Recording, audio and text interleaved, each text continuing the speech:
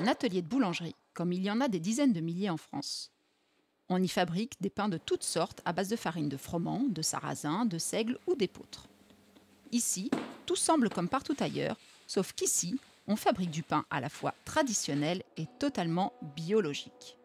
Pourquoi le bio? Parce que il nous semble que c'est la seule solution pour que l'environnement soit vraiment préservé.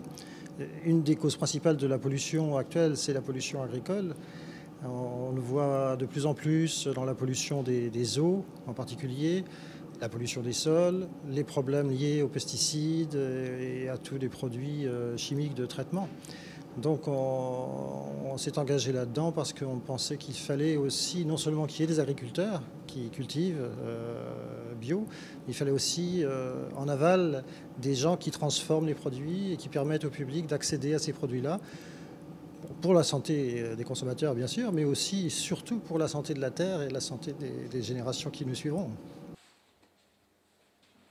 Officiellement en SCOP, une forme de coopérative, la Falu, cette boulangerie, fournit des magasins spécialisés dans le bio, des AMAPS, regroupements de consommateurs, et quelques particuliers. Une démarche militante qui va bien au-delà de la simple appellation bio par l'utilisation de techniques traditionnelles. Fabrication de levain naturel pour remplacer la levure, fermentation longue des pains avant la cuisson sont autant d'outils qui permettent le développement des arômes du pain.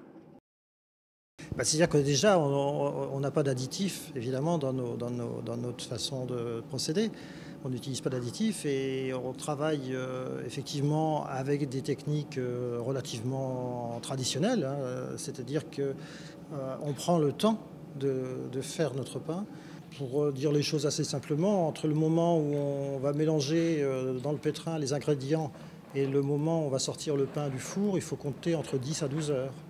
Ce qui est quand même déjà un temps assez long. Et c'est comme ça, c'est seulement comme ça qu'on va pouvoir développer des arômes et développer le bon goût du pain.